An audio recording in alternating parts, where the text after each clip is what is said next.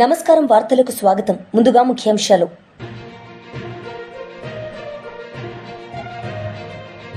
మాజీ మంత్రి హరీష్ రావు మీడియా సమావేశం, పలు అంశాలపై వివరణ.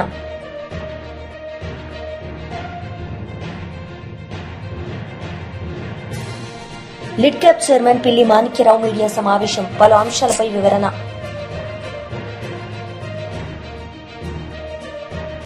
లిడ్ క్యాప్ చైర్మన్ పిల్లి మాణిక్యరావు మీడియా సమావేశం నిర్వహించారు. ఈ సందర్భంగా ఆయన మాట్లాడారు. మేము ప్రగాఢమైనటువంటి సానుభూతిని తెలియజేస్తా ఉన్నాం. కాకపోతే సింగయ్య చనిపోయిన తర్వాత దాదాపు ఒక 20 రోజులకో కాలం మారిన తర్వాత సింగయ్య కుటుంబాన్ని పరామర్శించినటువంటి పేరు మీద రాసిచ్చినటువంటి స్క్రిప్ట్ ని ఆయన భార్యతోటి చదివించడం అంటే జగన్మోహన్ రెడ్డి నేర వ్యూహాలు మరోసారి బయటపడ్డాయని ఈ సందర్భంగా తెలియజేస్తా ఉన్నాం. సింగయ్య జగన్మోహన్ రెడ్డి కారు కింద పడి నలిగి చనిపోయినటువంటి సంగతి రాష్ట్ర ప్రజలందరూ చూశారు. దూరం నుంచి చూసినటువంటి వాళ్ళు, వార్త తెలుసుకున్నటువంటి వాళ్ళు కూడా అయ్యో ఇలాంటి సంఘటన జరిగిందని చెప్పేసి బాధపడ్డారు. ఒక్క క్షణం ఆవేదన గురయ్యారు. కానీ యాక్సిడెంట్ చేసినటువంటి ఎవరైతే జగన్మోహన్ రెడ్డి ఉన్నాడో, జగన్మోహన్ రెడ్డి కారు డ్రైవర్ ఉన్నారో, లేకపోతే జగన్మోహన్ రెడ్డి సైకో బృందం ఉందో, ఒక్క క్షణం కూడా సింగయ్యకి సంబంధించినటువంటి మృతి సంఘటన మీద మాట్లాడలేదు. మాట్లాడకపోగా కారు కింద పడినటువంటి సింగయ్యని తీసి ముళ్ళ కంచెలో విసిరేసినటువంటి పరిస్థితి రాష్ట్ర ప్రజలందరూ కూడా చూశారు. జగన్మోహన్ రెడ్డిని నేను ఈ సందర్భంగా అడుగుతా ఉన్నా, ఈ రోజు నువ్వేదో సింగయ్య కుటుంబం మీద ప్రేమ ఉన్నట్టు ఇంటికి పిలిపించుకొని మాట్లాడావు కదా, నువ్వు నిజంగా ఒక మనిషి నీ కారు కింద పడి చనిపోతే జనరల్ గా ఒక జంతువు కూడా కారు కిందో లేకపోతే వెహికల్ కిందో పడితే మనసు చివుక్కుమంటది. కానీ ఒక నీ కార్యకర్త, నిన్ను నమ్ముకున్నటువంటి వాళ్ళు, నీ పార్టీ వాళ్ళు, నువ్వు చేసినటువంటి దుర్మార్గమైనటువంటి కార్యక్రమంలో కారు కింద పడి చనిపోతే వెంటనే నువ్వు ఎందుకు స్పందించలేదు అని చెప్పేసి మేము ప్రశ్నిస్తా ఉన్నాం. కారుని ఒక నిమిషం ఆపి నీ కార్యకర్తలకి సింగయ్య యొక్క ఏదైతే రక్తపు మడుగుల్లో ఉన్నాడో అతన్ని హాస్పిటల్కి తీసుకెళ్ళండి అని ఆదేశాలు నువ్వు ఎందుకు ఇవ్వలేదని చెప్పేసి మేము అడుగుతా ఉన్నాం. ఇంత సంఘటన జరిగిన తర్వాత నీ కార్యక్రమాన్ని కనీసం ఒక గంటైనా ఎందుకు వాయిదా వేసుకోలేదు, మానవత్వాన్ని ఎందుకు ప్రదర్శించలేదు అని చెప్పేసి మేము అడుగుతా ఉన్నాం. ఈరోజు నువ్వు ఇర్రెగ్యులర్గా బాధ్యత లేకుండా ప్రవర్తించిన తీరుకి పోలీసులు కేసు కట్టి నిన్ను అరెస్ట్ చేయడానికి రంగం సిద్ధమవుతా ఉంటే కోర్టుకి వెళ్ళి మాత్రం ఈ సంఘటనతోటి నాకు సంబంధం లేదు, ఈ కేసును క్వాష్ చేయండి అని చెప్పేసి పిటిషన్ వేసేటువంటి పరిస్థితికి దిగజారినటువంటి పరిస్థితి జగన్మోహన్ రెడ్డిది.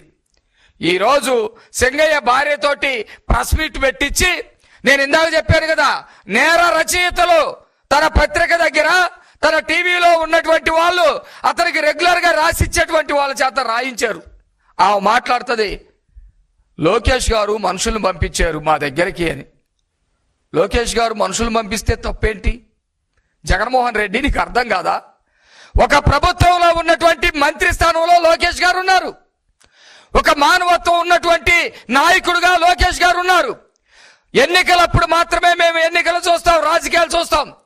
ఎన్నికలు అయిపోయిన తర్వాత ఆంధ్రప్రదేశ్ లో ఏ చిన్న సంఘటన జరగకుండా చూసుకోవాల్సినటువంటి బాధ్యత ప్రభుత్వం మీద ఉంది, నాయకుల మీద ఉంది. అందుకని మాజీ మంత్రి హరీష్ రావు మీడియా సమావేశం నిర్వహించారు. ఈ సందర్భంగా ఆయన మాట్లాడారు. తెలంగాణ రాష్ట్రం ముఖ్యం, రాష్ట్ర ప్రజలు ముఖ్యం, రాష్ట్ర హక్కులు ముఖ్యం. బీఆర్ఎస్ పార్టీ అనేది ఒక బాధ్యతాయుతమైనటువంటి ఉద్యమ పార్టీ. పోరాడి కేసీఆర్ గారి నాయకత్వంలో కానే కాదు రానే రాదన్న తెలంగాణ తెచ్చిన పార్టీ బీఆర్ఎస్ పార్టీ. రాష్ట్రాన్ని 10 సంవత్సరాలు పాలించి దేశానికి దిక్సూచిగా నిలిపిన పార్టీ బీఆర్ఎస్ పార్టీ. సో ఈరోజు ప్రతిపక్షంలో ఉన్న మేము నిర్మాణాత్మకమైన పాత్ర పోషిస్తాం. ప్రజలే కేంద్రంగా, రాష్ట్ర హక్కులే కేంద్రంగా, రాష్ట్ర ప్రయోజనాలే కేంద్రంగా బీఆర్ఎస్ పార్టీ పనిచేస్తుంది.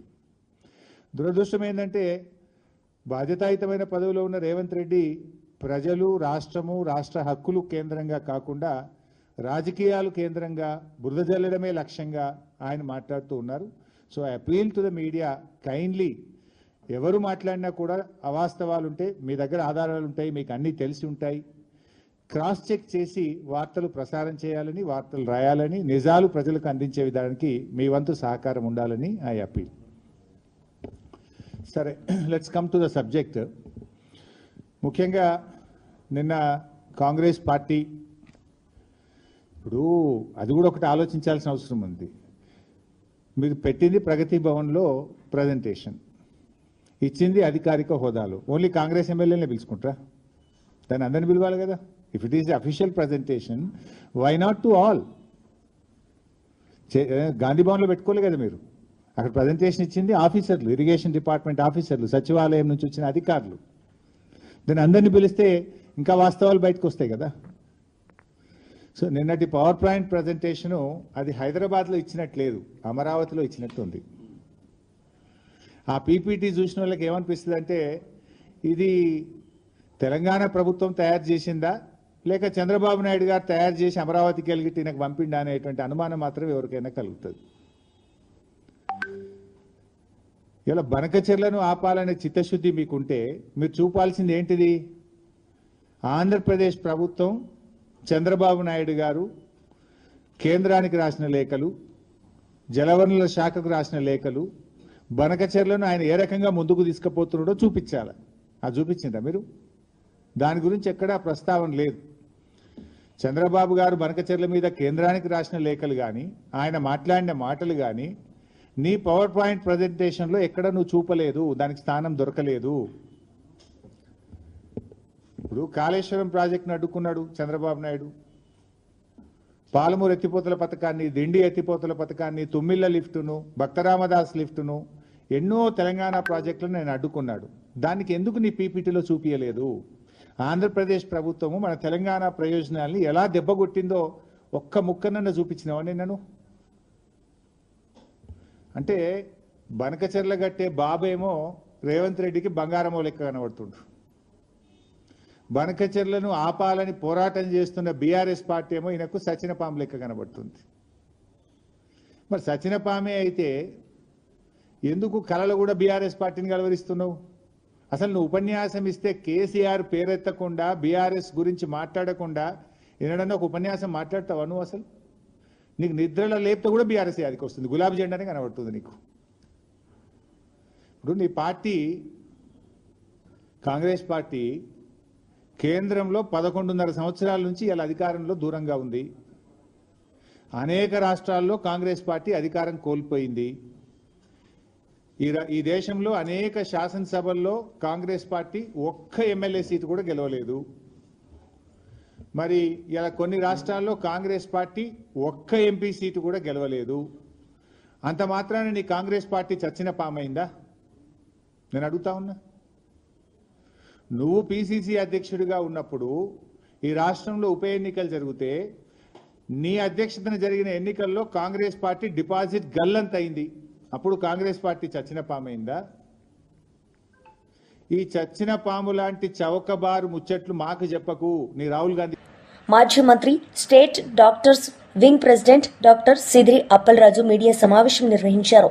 ఈ సందర్భంగా ఆయన మాట్లాడారు. Majority of the people cannot afford it. అందుకని కొంత బడ్జెట్లో తేలుతుందని విదేశాలకు వెళ్ళి ఎంబీబీఎస్ చదవటం అనేది అది కొన్ని దశాబ్దాలుగా జరుగుతున్నటువంటి ప్రాక్టీస్. కొంతమంది ఫిలిప్పీన్స్ వెళ్తున్నారు, 1 or 2 చైనీస్ యూనివర్సిటీస్కి వెళ్తూ ఉన్నారు, ఉక్రెయిన్ వెళ్ళే వాళ్ళు, కిర్గిస్థాన్ వెళ్తున్నారు కొంతమంది, ఇలాగా రకరకాలుగా రష్యా వెళ్తున్నారు కొంతమంది. ఇట్లా రకరకాల ఫారెన్ మెడికల్ యూనివర్సిటీల్లో ఎంబీబీఎస్ చదివి 5-5.5 సంవత్సరాలు ఇక్కడ కంప్లీట్ చేసి మళ్ళీ వాళ్ళంతా ఇక్కడికి వచ్చిన తర్వాత ఫారెన్ మెడికల్ గ్రాడ్యుయేట్ ఎగ్జామ్ అని ఉంటుంది, FMGE. Foreign medical graduate exam pass అయితేనే ఇక్కడ రిజిస్ట్రేషన్కి అవకాశం ఉంటుంది. FMGE ఎగ్జామ్ రాసి పాస్ అయ్యి, జనరల్గా మన దగ్గర ఉన్నటువంటి నార్మ్ ఏంటంటే FMGE అయిన తర్వాత ఒక 1 year మళ్ళీ ఇక్కడ ఇంటర్న్షిప్ చేయాలి. జనరల్గా ఈ ఫారెన్ మెడికల్ గ్రాడ్యుయేట్స్ అందరూ అక్కడ ఉన్నటువంటి 5 years 5.5 years కోర్సులో అక్కడ ఇంటర్న్షిప్ చేస్తారు. ఇన్స్పైట్ ఆఫ్ దట్ మనం ఇక్కడ రిజిస్ట్రేషన్ చేసుకోవడానికి ప్రాక్టీస్కి ఎలవెన్స్ ఇవ్వడానికి ఒక ఎన్ఎంసి కొత్తగా రూల్ పెట్టింది. Foreign medical graduate exam clear చేయాలి అని. చేసిన తర్వాత మళ్ళీ ఒక 1 year ఇంటర్న్షిప్ చేయమంటున్నాం. ఇక్కడ 1 year ఇంటర్న్షిప్ చేసిన తర్వాత పర్మనెంట్ రిజిస్ట్రేషన్ చేస్తాం. పర్మనెంట్ రిజిస్ట్రేషన్ అయితేనే they are eligible for practice, లేదంటే ఏదైనా గవర్నమెంట్ సర్వీస్లో జాయిన్ అవ్వాలన్నా, post graduate medical entrance NEET PG entrance రాయాలన్నా వీటన్నిటికీ కూడా పర్మనెంట్ రిజిస్ట్రేషన్ అవసరం. బట్ ఇప్పుడు ఏం జరిగింది, ఈ అలయన్స్ గవర్నమెంట్ వచ్చిన తర్వాత ఆల్మోస్ట్ మోర్ దాన్ 12 months అవుతుంది. ఈ గ్రాడ్యుయేట్స్ చాలా మంది, సుమారుగా ఒక 1500 మంది పిల్లలు వేరియస్ ఫారెన్ మెడికల్ యూనివర్సిటీస్లో ఎంబీబీఎస్ పూర్తి చేసుకొని ఎఫ్ఎంజీ క్లియర్ అవుట్ చేసుకొని 1 year ఇంటర్న్షిప్ పూర్తి చేసుకున్నా సరే వాళ్ళకి రిజిస్ట్రేషన్ చేయటంలా. ఎందుకు చేయడం లేదు అంటే ఒకటి చెప్తున్నారు, మీరు కోవిడ్ టైంలో ఆన్లైన్ క్లాసెస్కి వెళ్ళారు, అందుకని మీరు ఇంకొక అదనంగా 1 year చేయాలి అని. వరల్డ్ వైడ్ అలాగే చదివారు కదా, అక్రాస్ ది వరల్డ్ అలాగే చదివారు, ఇక్కడే కాదు, మన రాష్ట్రంలో కూడా అలాగే చదివారు, మన దేశంలో కూడా అలాగే చదివారు, ప్రపంచం మొత్తం అలాగే చదివారు. వీళ్ళు ఒక్కటే కాదు, కొంతమంది విద్యార్థులు ఈ ఆన్లైన్ క్లాసెస్ చదివినటువంటి వాళ్ళు కూడా కాంపెన్సేటరీ క్లాసెస్ మళ్ళీ ఎడిషనల్గా అక్కడ వెళ్ళినారు. మళ్ళీ అయినా సరే వాళ్ళకు కూడా రిజిస్ట్రేషన్ చేయటంలో, ఎఫ్ఎంజీ క్లియరెన్స్ అయిపోయి 1 year ఇంటర్న్షిప్ అయిపోయిన తర్వాత కూడా రిజిస్ట్రేషన్ చేయటం లేదు. ఇలాగా 2 బ్యాచ్లకి ఇప్పటి వరకు పెండింగ్ పెట్టున్నారు. 2 బ్యాచ్లు పెండింగ్ పెట్టి రిజిస్ట్రేషన్ చేయడానికి ఏపీ మెడికల్ కౌన్సిల్కి చైర్మన్ ఉండాలా, మరి గవర్నమెంట్ సైడ్ నుంచి రిజిస్ట్రార్ ఉంటాడు, వాళ్ళు కార్యక్రమాన్ని చేయాలి. అడిగి అడిగి అడిగి అడిగి గొడవ చేస్తే మొన్న ఎప్పుడో ఏపీఎంసీకి చైర్మన్ వేశారు. మొన్న చైర్మన్ సరే ఇదేదో చూడండి అని చెప్పి పంపిస్తే గవర్నమెంట్ స్థాయిలో మంత్రి కానీ ఏపీఎంసీ రిజిస్ట్రార్ కానీ ఫైల్ పెండింగ్ పెట్టినారు 12 months నుంచి. ఇదేం పద్ధతి? ఇది నాకు అర్థమవుతుంది. ఇదేం పద్ధతి ఇది?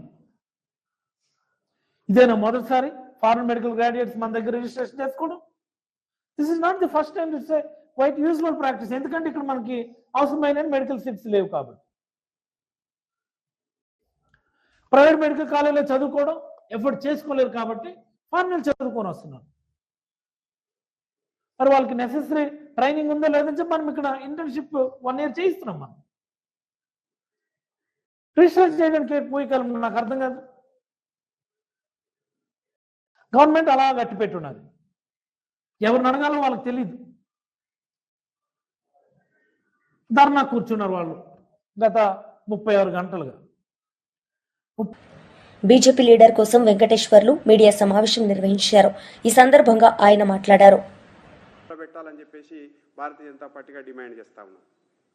ఇప్పటి వరకు చూస్తే ఈ 2 జిల్లాలకు సంబంధించి Palamuru Rangareddy project pending, SLBC pending, Dindi project pending. ఏ ప్రాజెక్ట్ అయినా సరే ఇవాళ కొత్తగా ప్రారంభం చేసింది లేదు. అన్ని ప్రాజెక్టులు పెండింగ్లో పెట్టేసి ఏది పూర్తి చేయకుండా బీఆర్ఎస్ 10 సంవత్సరాలు నిద్రపోయింది, కాంగ్రెస్ పార్టీ 18 నెలలు గాఢ నిద్రలో మునిగి తేలుతా ఉంది. ఇప్పటి వరకు ఆ ప్రాజెక్టుల యొక్క ఊసు ఏమవుతుంది ఏందో కూడా చెప్పలేనటువంటి పరిస్థితి మనకు కనపడతా ఉంది. ఇవాళ శ్రీశైలం జూరాల నాగార్జునసాగర్ ప్రాజెక్టు ఇవాళ నీటితోటి నిండిపోయి ఇవాళ మనకు కనపడతా ఉన్నాయి. ఆ నీటిని వినియోగించుకుంటానికి కూడా సరైనటువంటి ప్రణాళికలు లేకుండా రాష్ట్ర ప్రభుత్వం మొత్తం కూడా కాంగ్రెస్ పార్టీ ఇవాళ నాటకాలు ఆడుతుంది తప్ప వాటి వినియోగానికి ఏం చేయాలనేటువంటిది మాత్రం దశా దిశ లేకుండా ఇవాళ రేవంత్ రెడ్డి ప్రభుత్వం ముందుకు సాగుతున్నట్టు కనపడతా ఉంది. ఇవాళ ఆలోచన ఈ నీటిని వినియోగించుకోవడం కోసం, ఈ ప్రాజెక్టులను పూర్తి చేయడం కోసం వీళ్ళ దగ్గర ఏ విషయం కూడా, ఏ నిజం కూడా వీళ్ళ దగ్గర ఇలా కనపడతలేనటువంటి పరిస్థితి మనకు కనపడతా ఉంది.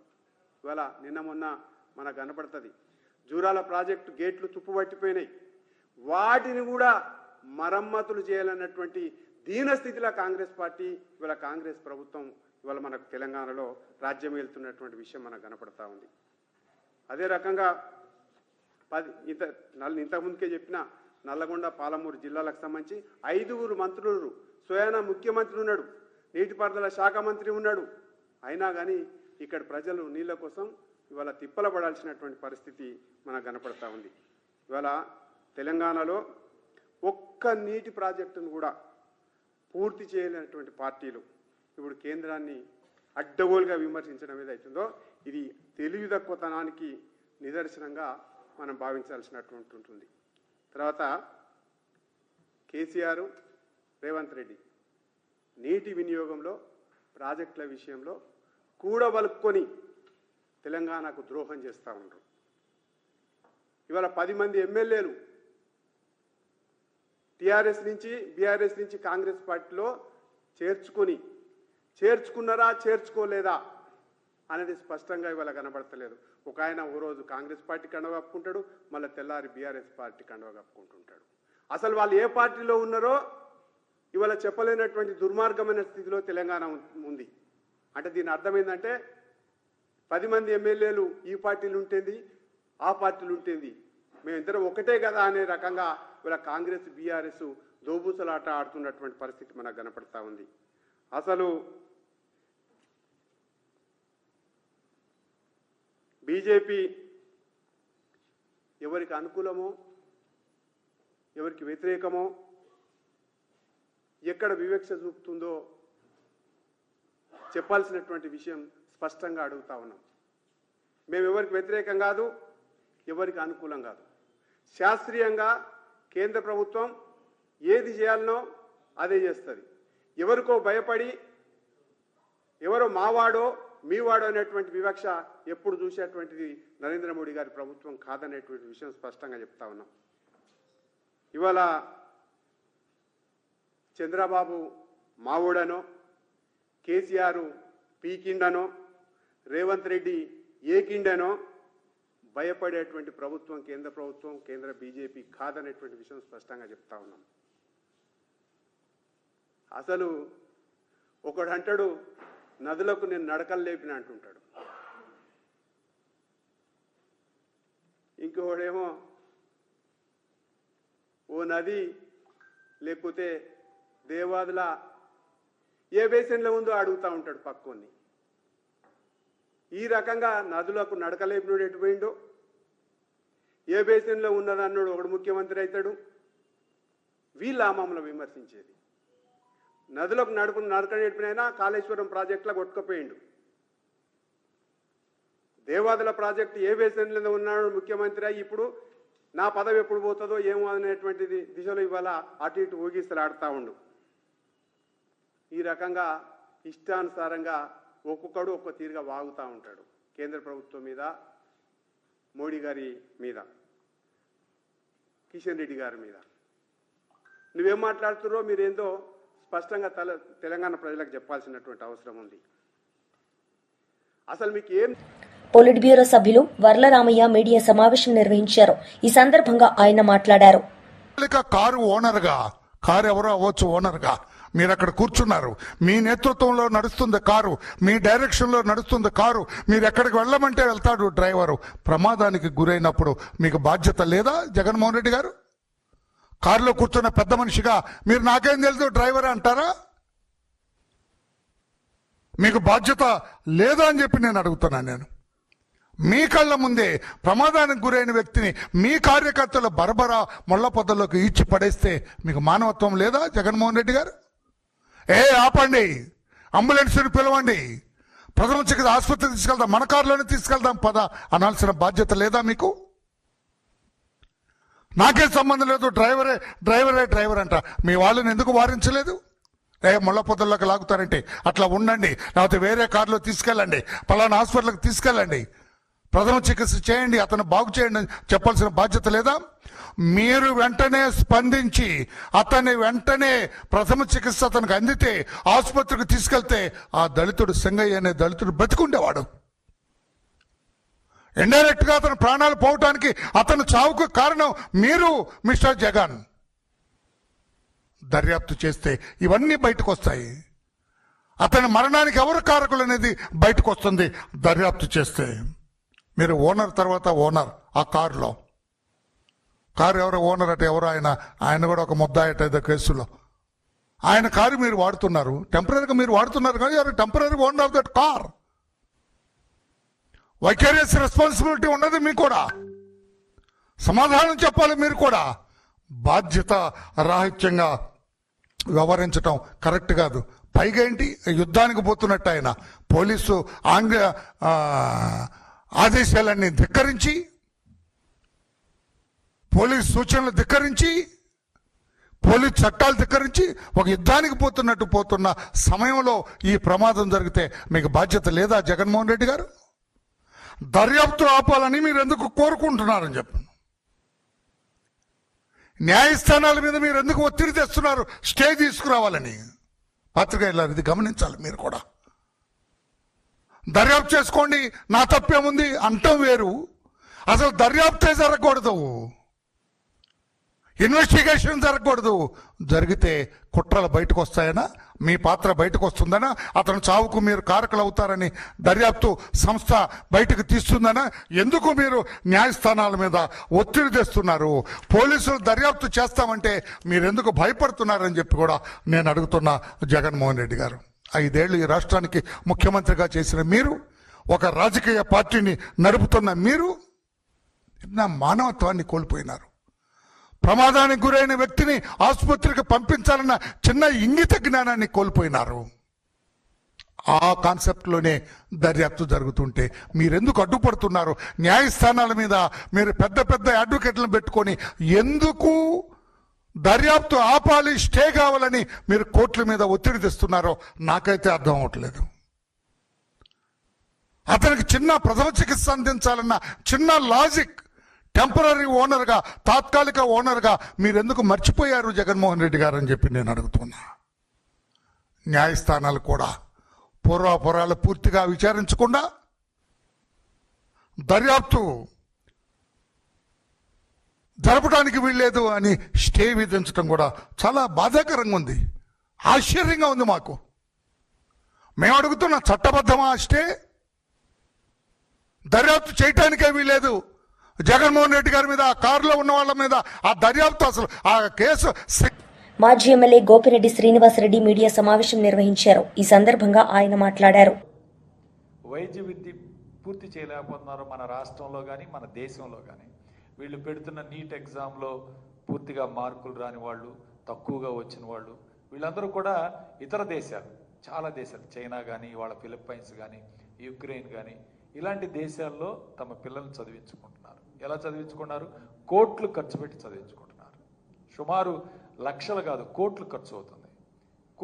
కోట్లు ఖర్చు పెట్టుకొని చదువుకున్న తర్వాత ఇండియా వచ్చిన తర్వాత FMG exam, foreign medical graduation exam clear చేయాల్సి ఉంటుంది. ఎందుకంటే అది మన NIC, నేషనల్ మెడికల్ కౌన్సిల్ యొక్క ఎగ్జామ్కి ఈక్వల్గా, NMCకి ఈక్వల్గా ఈ ఎగ్జామ్ క్లియర్ చేయాలి. ఈ ఎగ్జామ్ రాసి పాస్ అయిన వాళ్ళు మళ్ళీ ఇంటర్న్షిప్ చేయాలి. ఇంటర్న్షిప్ చేసేటప్పుడు వీళ్ళకి ఏమన్నా స్టైఫండ్ ఇస్తున్నారా? ఇవ్వట్లేదు. రాష్ట్రంలో చదివిన వాళ్ళకి, దేశంలో చదివిన వాళ్ళకి స్టైఫండ్ ఇస్తున్నారు. వీళ్ళు ఎటువంటి స్టైఫండ్ లేకుండా ఈ విద్యార్థులతో ప్యారలల్గా 36 గంటలు 48 గంటలు డ్యూటీలు చేసి, స్టైఫండ్ లేకుండా ఆపరేషన్లు చేసి, అసిస్టెంట్ చేసి, అన్ని రకాలుగా క్వాలిఫై అయ్యి 1 ఇయర్ పూర్తి చేస్తే ఈ రాష్ట్ర ప్రభుత్వం ఎందుకు రిజిస్ట్రేషన్ చేయట్లేదు? అదేమన్నా బ్రహ్మ విద్య? 13 నెలల నుంచి కనీసం రిజిస్ట్రేషన్లు చేయకుండా, పర్మనెంట్ రిజిస్ట్రేషన్ చేయకుండా ఈరోజు ఇబ్బంది పడుతున్నారు. ముఖ్యంగా 28 రాష్ట్రాలు, ఈ దేశంలో 28 రాష్ట్రాల్లో PR జరుగుతుంటే పర్మనెంట్ రిజిస్ట్రేషన్, ఒక్క ఆంధ్రప్రదేశ్లో ఎందుకు జరగట్లేదు? ఈ ప్రభుత్వం వచ్చి 13 నెలలు అవుతుంది. 13 నెలల నుంచి రిజిస్ట్రేషన్లు అన్నీ కూడా ఆపేశారు. దీనివల్ల ఎంత నష్టపోతున్నారో ఇవాళ అర్థం కావట్లేదు. కొంతమంది ఇతర రాష్ట్రాల్లో రిజిస్ట్రేషన్ చేయించుకున్న వాళ్ళు ఆల్రెడీ పీజీలు రాసుకుంటున్నారు, కొంతమంది ప్రాక్టీస్ పెట్టుకుంటున్నారు, కొంతమంది కార్పొరేట్ హాస్పిటల్స్లో వర్క్ చేసుకుంటున్నారు, పని చేసుకుంటున్నారు. ఇవన్నీ చేసుకుంటుంటే ఈ విద్యార్థులు మన రాష్ట్రానికి సంబంధించిన సుమారు 700 నుంచి 900 మంది విద్యార్థులు ఇవాళ ఈ యొక్క రిజిస్ట్రేషన్ కాకుండా ఆగిపోవటం వలన అనేక ఇబ్బందులకు గురవుతున్నారు. దీన్ని తెలియపరచడానికి ఇవాళ హెల్త్ యూనివర్సిటీకి వచ్చి వాళ్ళు శాంతియుతంగా నిరసన వ్యక్తం చేస్తుంటే వీళ్ళని అరెస్ట్ చేసి హెల్త్ మినిస్టర్ గారిని కలిస్తే ఆయన చాలా రెక్లెస్గా సమాధానం చెప్పే కార్యక్రమం, చాలా దారుణంగా జవాబు చెప్పటం. దీనివల్ల వాళ్ళు నిరసన తెలియజేస్తారు, ధర్నా కూడా కాదు, ఒక శాంతియుతమైన నిరసన తెలియజేస్తుంటే ఈ విధంగా అరెస్ట్ చేయడం అనేది ఎంత దారుణమైన అంశమో ఈరోజు అర్థం చేసుకోవాలి. అంటే రెడ్ బుక్ రాజ్యాంగమే కాదు, వీళ్ళకి అడ్మినిస్ట్రేషన్ తెలియట్లేదు, పరిపాలన తెలియట్లేదు. 13 నెలల నుంచి ఒక వైస్ ఛాన్సలర్ వీసీ వార్తలు ముగించే ముందు ముఖ్యాంశాలు మరోసారి.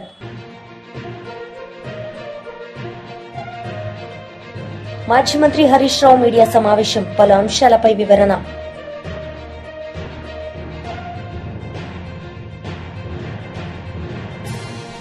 లిడ్ క్యాప్ చైర్మన్ పిల్లి మాణిక్యరావు మీడియా సమావేశం, పలు అంశాలపై వివరణ.